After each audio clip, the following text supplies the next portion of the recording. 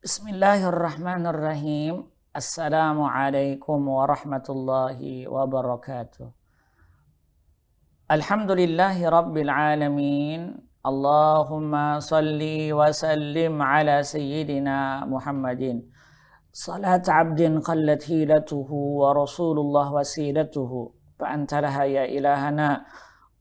ولكل كرب عظيم ففرج ما نحن فيه بسر بسم الله الرحمن الرحيم.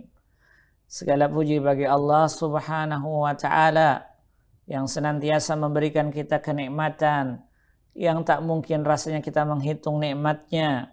Allah menjabarkan dalam sebuah firman-Nya, wa in ta'uddu ni'matallahi la tuhsuha. Jika engkau menghitung nikmat-nikmat Allah, niscaya tidak akan bisa terhitung.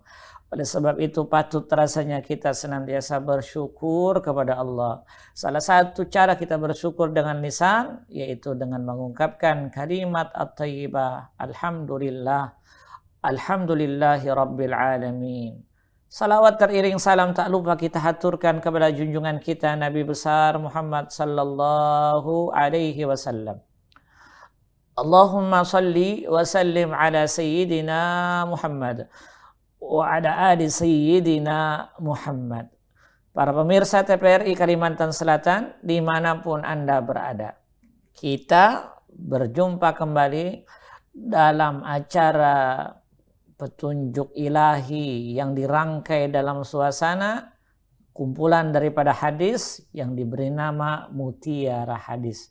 Kita ambil intisarinya karena mutiara teramat mahal dalam kehidupan dunia.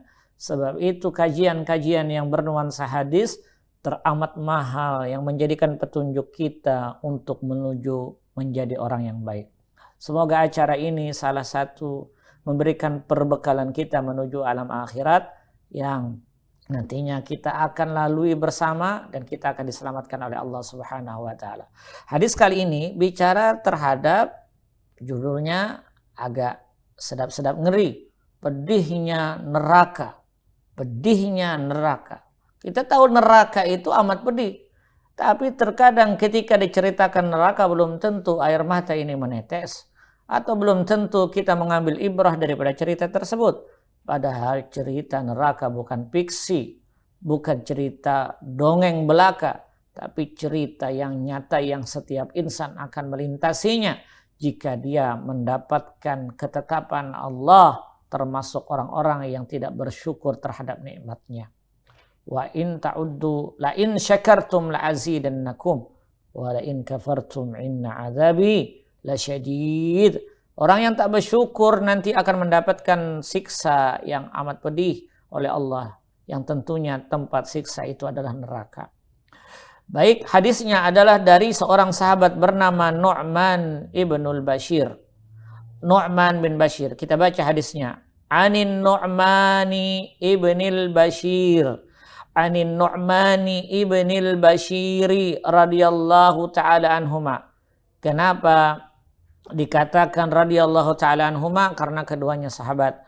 Qala sami'tu Rasulullah sallallahu alaihi wasallam yaqulu, inna ahwana ahlin nari adaban yaumal qiyamati la rajulun yuda'u. Inna ahwana ahlan nari adaban yaumal qiyamah li rajulin yuda'u fi akhmasi qadamaihi jamratani yughla minhuma dimaghuhu ma yara an ahadan ashadda minhu adaban wa innahu la ahwanahum adaba. Muttafaqun alaih. Hadis diceritakan oleh Imam Bukhari dan Imam Muslim, atau dengan kategori muttafaqun alaih, kesepakatan dari keduanya. Apa bunyi hadisnya? Hadis diriwayatkan oleh Nu'man bin Bashir. Nu'man bin Bashir adalah seorang sahabat Nabi. Nu'man bin Bashir, riwayatnya nama bapaknya itu adalah Sa'ad. Jadi Nu'man bin Bashir bin Sa'ad Ibnu Tha'labah, Ibnu Jalas, Ibnu Zaid Al-Ansari Al-Khazraji. Jadi dia termasuk kategori seorang sahabat dari golongan Ansar, Nu'man bin Bashir. Wa yuqna Abu Abdillah, dia digelar dengan nama Abu Abdillah, ahadus sahabati Rasulillah wa kana awwalu mauludin wulida fil Islam. Nu'man bin Bashir adalah seorang sahabat yang lahir pada tahun 1 Hijriah. Artinya Nu'man adalah anak yang pertama kali hadir ketika Nabi datang berhijrah. Ini cerita oleh para sahabat. Kenapa? Ada cerita dari saudaranya seorang sahabat bernama Abdullah ibnu Rauhah. Abdullah ibnu Rauhah menceritakan bahwa tahmiluhu ilan Nabi. Orang tuanya Nu'man bin Bashir ini mengatakan agar dia menghantarkan Nu'man bin Bashir ke hadapan Nabi. Lalu dibawalah oleh yang disebut dengan seorang bernama sahabiat namanya Umrah binti Rauhah, yaitu saudara daripada Abdullah ibnu Rauhah. Dibawa kepada siapa? Kepada Rasul sallallahu alaihi wasallam. Nu'man bin Bashir ini. Kalau Nu'man bin Sabit itu nama daripada Imam Abu Hanifah. Ini Nu'man bin Bashir. Nah, lalu ketika Nu'man awal pertama kali ketika Nabi hijrah, dan ini bayi yang pertama dilahirkan di Madinah, dibawalah oleh Umrah binti Rauhah, saudaranya dari Abdullah ibnu Rauhah, dibawa. Ya Rasul, ini adalah seorang bayi yang pertama dilahirkan dalam keadaan berislam. Babasyaraha, Nabi memberikan kabar gembira kepada Umrah dengan Nu'man tadi. Oh, ini bayi yang luar biasa. Didoakan, saya'isu hamidan. Ini anak ini akan hidup dalam keadaan mulia. Wa yuqtalu syahidan, tapi sayangnya nanti dia akan terbunuh, dia mati syahid. Nabi sudah memprediksi mengatakan hal ini. Dia dikatakan dia termasuk orang yang amat mulia hidupnya. Maka oleh sebab itu tradisi kebiasaan para sahabat Rasul sallallahu alaihi wasallam ketika bayi itu baru dilahirkan dibawa kepada orang-orang yang berilmu, dibawa kepada Nabi Muhammad sallallahu alaihi wasallam. Dan sesungguhnya pewaris para nabi dan rasul adalah para ulama, sehingga kebiasaan tradisi masyarakat kita ketika kita melakukan tasmiyah, memberikan nama kepada anak, tidak sedikit kita menghadirkan orang-orang yang berilmu, orang-orang yang wara, orang-orang yang bertawaddu, orang-orang yang memiliki ketakwaan luar biasa di sisi Allah, kita hadirkan, diberi nama, didoakan, diberi nama, usammihi, kuberikan nama, sama itu hadal gulam bima sammakallahu fi lauhil mahfuz, dikatakan seorang orang alim, kuberikan nama anak ini sebagaimana Allah tetapkan namanya di lauhil mahfuz, fulan bin fulan, diberkahi, didoakan dengan keberkahan. Allahumma barik di hadal ismal mubarak, ya Allah berkahilah nama orang ini. Kenapa hal itu terjadi? Karena setiap sahabat dulu ketika lahir, bayi-bayi mereka dibawa menuju baginda Rasulullah SAW untuk didoakan. Salah satunya Nu'man bin Bashir didoakan hidup mulia. Maka perilaku sahabat ini kita kerjakan di masyarakat kita. Banyak orang meminta doa kepada orang-orang yang berilmu untuk generasi-generasi penerus mereka. Kita lanjutkan hadis ini setelah yang satu ini. Tingkatan orang yang mendapatkan siksa di hari kiamat bagi orang-orang penduduk neraka itu beraneka ragam.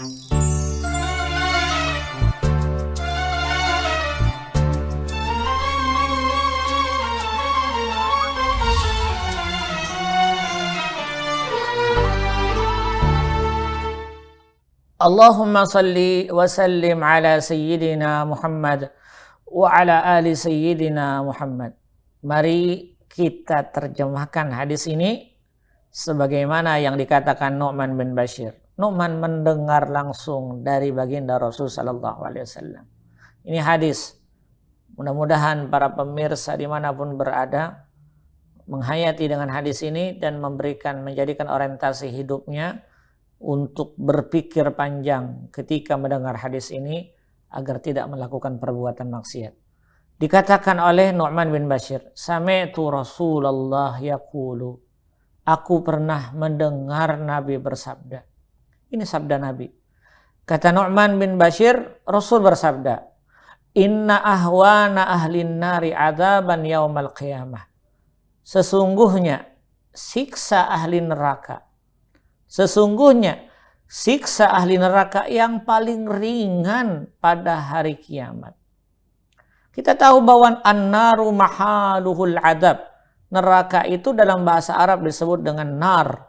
Nar dalam bahasa Arab secara istilah dia diartikan tempat di mana setiap orang akan disiksa di dalamnya. Maka kata Nu'man bin Bashir, aku pernah mendengar Nabi mengatakan sebuah ungkapan, sesungguhnya siksa ahli neraka, akan kita garis bawahi ahli nerakanya, siapa yang akan menjadi penghuni neraka? Diberikan petunjuk oleh Nabi. Tapi Nabi hanya mengatakan secara umum, sesungguhnya siksa ahli neraka, yang masuk neraka, yang paling ringan. Yang paling ringan, apa yang paling ringan? Di hari kiamat siksanya. Jadi di antara rangkaian siksa itu beraneka ragam. Jadi seperti orang yang anggap saja dibui atau dipenjara oleh pengadilan, ada tingkatan-tingkatan orang yang mendapatkan siksaan. Ada yang dipenjara seumur hidup, ada yang dipenjara lalu dihukum mati, ada yang di selnya diasingkan dengan tempat yang luar biasa, ada ditakzir dan sebagainya, ada yang dipotong tangannya karena dia mencuri dan sebagainya. Nah, rupanya tingkatan orang yang mendapatkan siksa di hari kiamat bagi orang-orang penduduk neraka itu beraneka ragam. Lalu Nabi menyebutkan hal yang paling ringan nantinya di hari kiamat tersebut, paling ringan siksanya di dalam neraka. Apa kata Rasul sallallahu alaihi wasallam? Ketahuilah hal yang paling ringan di hari kiamat, yaitu, lihat apa yang paling ringan? Nabi mengatakan lirajulin yuda'u fi akhmasi qadamaihi. Lirajulin yuda'u fi akhmasi qadamaihi. Seorang laki-laki yang nanti di hari kiamat di bawah kedua tumitnya ada sepatu, kalau dikasih duri di dalam sepatu atau dia terinjak paku, mungkin tak akan ada sakit di kepala atau di dadanya. Yang terasa sakit hanya di kakinya. Itu kalau ada duri di bawah sepatunya, dia menusuk ke tumitnya. Nabi mengilustrasikan siksa yang paling ringan di hari kiamat apa? Seorang yang menjadi penduduk neraka nanti didatangkan di hari kiamat tersebut, kedua tumitnya, kakinya, di bawah tumitnya diletakkan yang disebut dengan bara api. Ketika bara api itu diletakkan di bawah kakinya, lalu dikatakan yughla minhuma, yang mendidih sampai di atas kepala. Ditekan di bawah kaki, mendapatkan di bawah kaki dengan keadaan menekan bara api yang menjadi siksaan ke seluruh tubuh sampai ke atas kepala, mendidih kepalanya karena sakitnya dari siksaan api neraka tersebut. Bayangkan andai kata di antara kita, na'udzubillah min dzalik, kita berlindung kepada Allah, andai kata kita masuk ke dalam neraka dan siksa yang teramat ringan di hari kiamat. Di dalam nerakanya Allah adalah orang yang baru diletakkan bara api di bawah kakinya, tapi sudah mendidih otak dan kepalanya. Ini yang paling ringan. Barang siapa, kata Nabi Muhammad SAW, ma yara anna ahadan asyadda minhu adaban wa innahu la ahwanuhum adaban. Sedangkan ia beranggapan bahwa tidak ada seorang pun yang lebih berat siksanya. Dia mengira ketika bara api diletakkan di bawah kakinya itu yang paling dahsyat siksanya. Rupanya itu yang paling ringan daripada siksa-siksa seluruhnya. Bayangkan kalau itu yang paling ringan. Kalau kita ungkapkan banyak hal, maka kita akan mendapatkan keadaan-keadaan yang luar biasa. Apa yang kita dapatkan? Ada siksaan para penzina, ada siksaan para pencuri, ada siksaan kepada mereka yang berani dengan orang tua, ada siksaan kepada mereka yang melakukan perbuatan syirik, ada siksaan bagi mereka yang datang ke dukun, ada siksaan bagi mereka yang melanggar hukum Allah, tidak melaksanakan salat 5 waktu, ada siksaan bagi mereka yang tidak mau menjalankan syariat Allah dalam bentuk puasa, ada siksaan bagi mereka yang tidak mau membayar zakat. Ini adalah penduduk-penduduk yang dikatakan di dalam penghuni-penghuni neraka. Siapa penghuni neraka? Banyak hal yang disebut dalam hadis. Di antaranya neraka itu beraneka ragam. Paling ringan siksanya adalah diletakkan bara api di bawah lututnya, di bawah tumitnya dan menggelegar di atas kepalanya. Neraka banyak. Ada namanya neraka wa'il. Itu bagi mereka yang paling ringan siksaannya. Namanya neraka wa'il. Ada lagi yang disebut dengan namanya neraka hawiyah, neraka yang paling sangat dalam siksanya. Ada lagi yang disebut dengan neraka lava, neraka yang bergejolak apinya yang dapat mengeluarkan kulit kepala ketika masuk ke dalamnya. Ada neraka wa'il, ada neraka hawiyah, ada neraka lava, ada lagi neraka sa'ir. Neraka sa'ir yang menyala-nyala dan menyediakan alat-alat pelempar setan. Namanya neraka sa'ir. Ada lagi namanya neraka sakor. Bagi mereka yang tidak mau mengerjakan salat. Neraka yang membakar manusia dan mengoyak kulit kepalanya bergantian. Ada yang disebut dengan neraka hautamah. Neraka yang membakar manusia sampai ke hulu hatinya. Bagi mereka yang suka mengumpat akan dimasukkan ke dalam neraka hautama. Ada lagi yang disebut dengan neraka jahim. Bagi mereka yang melakukan perbuatan syirik, perbuatan dosa besar akan masuk ke neraka jahim. Yang masuk ke dalamnya tidak akan bisa lagi keluar dari keadaannya. Ini neraka-neraka dari kategori yang banyak. Ada neraka wa'il, ada 7 neraka. Ada neraka hawiyah, ada neraka lava, ada neraka sa'ir, ada neraka sakar, ada hutamah, ada neraka jahim. Ada 7 neraka yang disebutkan dalam Al-Quran dan hadis. Ini yang disebut dengan ringannya neraka yang ada di dalam siksaan-siksaannya. Nabi menggambarkan cerita-cerita ini bukan untuk menakut-nakuti, tapi agar kita menjadi hamba Allah yang senantiasa bersyukur, yang senantiasa tahu terhadap ucapan terima kasih kepada Sang Khalik, yang mengamalkan terhadap amaliyah yang diperintahkan oleh Allah dan Rasulnya, yang menjadikan orientasi hidup untuk akhiratnya, yang membersihkan hatinya dari penyakit-penyakit yang akan membawanya ke dalam siksaan api neraka. Ini yang diinginkan oleh Rasul, menceritakan ringannya cerita daripada ringan-ringan siksa di dalam neraka ternyata bisa mendidihkan kepala. Lalu siapa penghuni neraka tersebut? Kita akan lanjutkan hadis ini setelah yang satu ini. Karena orang yang mendapatkan siksa, pada hakikatnya dia berani mendermakan dirinya untuk disiksa oleh Allah.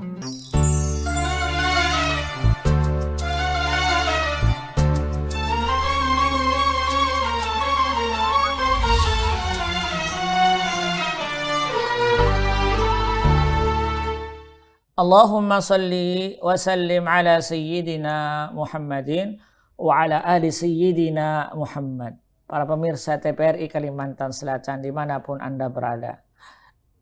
Nabi mengingatkan inna ahwana ahlin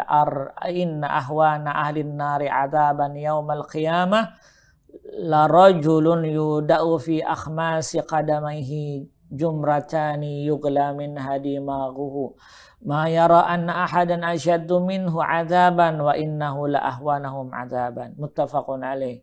Sesungguhnya kata Rasulullah SAW, siksa yang paling ringan diberikan di dalam neraka di hari kiamat diberikan kepada seorang laki-laki. Ingat, paling ringan ya, diberikan kepada seorang laki-laki yang ditaruh di tumitnya 2 bara api.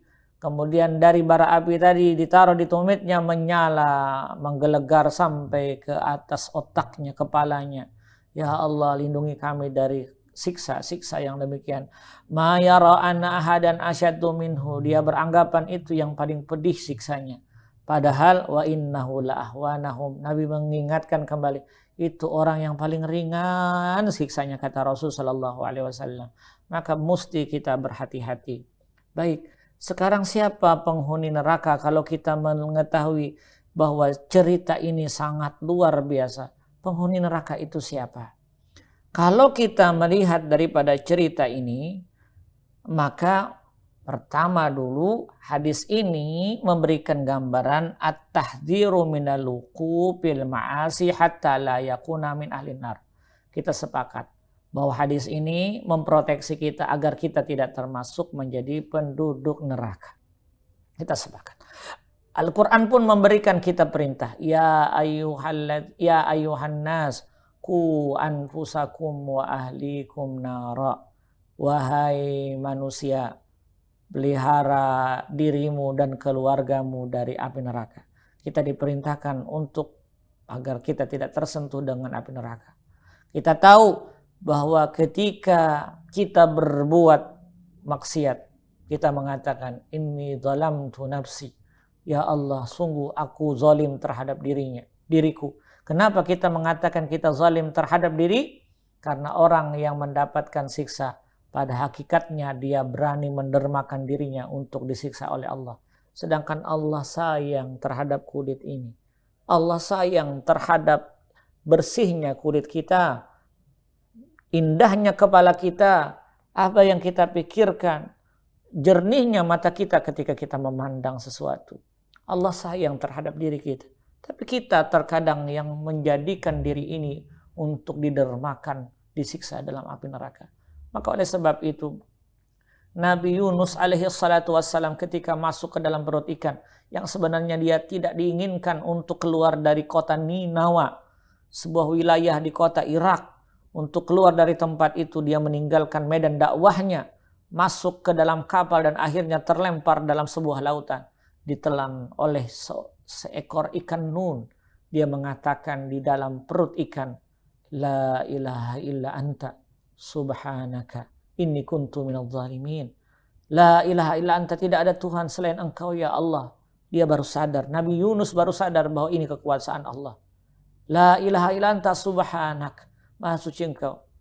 Subhanaka inni kuntu minadh dhalimin. Sesungguhnya aku termasuk orang-orang yang berbuat zalim. Kenapa? Karena dia mendermakan keadaannya untuk disiksa di dunia. Oleh sebab itu akhirnya Nabi Yunus alaihissalatu wassalam bertasbih. Maka Allah abadikan dalam Al-Quran, walaula hu minal musabbihin.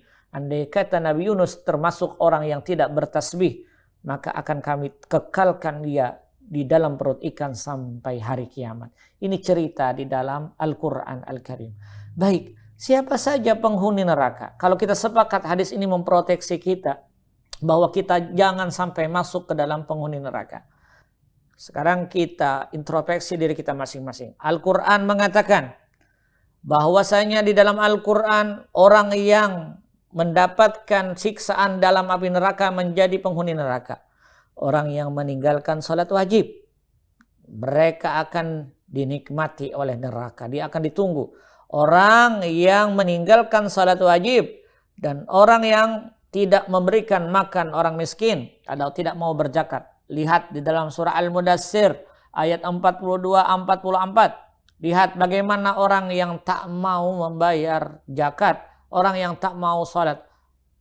Padahal seluruh makhluk Allah yang di muka bumi ini mereka bertasbih kepada Allah Subhanahu wa taala. Tapi kita tak sadar bagaimana tasbih mereka. Mereka tak berakal, tidak diberikan nikmat yang cukup seperti kita. Tapi mereka tidak pernah berkhianat kepada Allah. Tawakal mereka lebih kuat bagaikan tawakal burung yang kesana kemari tidak tahu makanan yang disantapnya. Tapi mereka kuat tawakalnya. Lihat, bagi orang yang tak mau mengerjakan salat, apakah Anda termasuk orang yang berterima kasih kepada Allah? Andai kata neraka menanti Anda, apakah sangat wajar ketika neraka menanti? Karena kita termasuk orang-orang yang tidak tahu balas budi terhadap apa yang diberikan oleh Allah. Penghuni neraka yang pertama, orang yang tak mau mendirikan salat dan tak mau bayar zakat. Kenapa tak mau bayar zakat terlintas masuk ditunggu-tunggu api neraka? Karena dia menghabiskan makanan rezeki Allah hanya untuk diri sendiri. Padahal apa yang menjadi kenikmatan yang dia rasakan di muka bumi ini tak jauh daripada jerih payah orang lain. Tak jauh daripada jerih payah orang miskin. Tak jauh dari pengangkat kuli bangunan. Tak jauh dari orang-orang yang berjasa di samping kita. Tapi kita menikmati nikmat-nikmat Allah ini tak tahu rasa malu, tak pernah berbagi. Karena itu orang-orang yang tak bayar zakat, dia sangat dinanti oleh neraka-neraka itu. Yang ketiga, di dalam Al-Quran diceritakan pemakan riba sangat ditunggu oleh orang-orang ini, ditunggu oleh neraka. Lihat surah Al-Baqarah ayat 275. Siapa lagi? Pemakan harta orang lain dengan jalan tidak benar, korupsi, yang mereka mengambil harta dari jalan yang tidak benar, korup. Dia sangat ditunggu oleh neraka-neraka yang siksanya yang teramat ringgan. Kita sudah baca hadisnya. Ditaruh 2 jamarah, 2 kerikil yang berasal dari api neraka ditaruh di tumit dan akan menggelegar sampai ke kepalanya. Ada lagi penghuni neraka, ada. Di dalam hadis disebutkan selain daripada pemakan riba, pemakan harta orang lain, peminum khamar, orang yang suka mabuk, yang menggunakan mabuk-mabuk, termasuk mabuk yang dengan kategori oplosan, yang merusak akal dan mengancam terhadap nyawa, juga ditunggu api neraka. Sudah mati tak nyaman, dia ditunggu oleh api neraka. Begitu pula ada lagi orang yang durhaka kepada orang tua. Ada lagi orang yang memutus tali silaturahim. Ada lagi penyogok dan penerimanya. Ada lagi orang yang bersaksi palsu. Ada lagi orang yang mengatakan, menuduh kaum muslimah yang baik-baik melakukan perzinahan. Ini adalah beberapa hadis dan ayat-ayat Quran menyebutkan penghuni-penghuni neraka. Siksa yang teringan menggelegar sampai ke kepala, bagaimana dengan siksa yang amat berat dan tajam. Kita berdoa kepada Allah, semoga Allah melindungi kita daripada api neraka dan kita termasuk orang-orang yang dilimpahkan nikmat dalam surganya Allah Subhanahu wa taala. Aqulu qawli hadza wa astaghfirullah li wa lakum wa li sairil muslimin. Fastaghfiruh innahu huwal ghafurur rahim.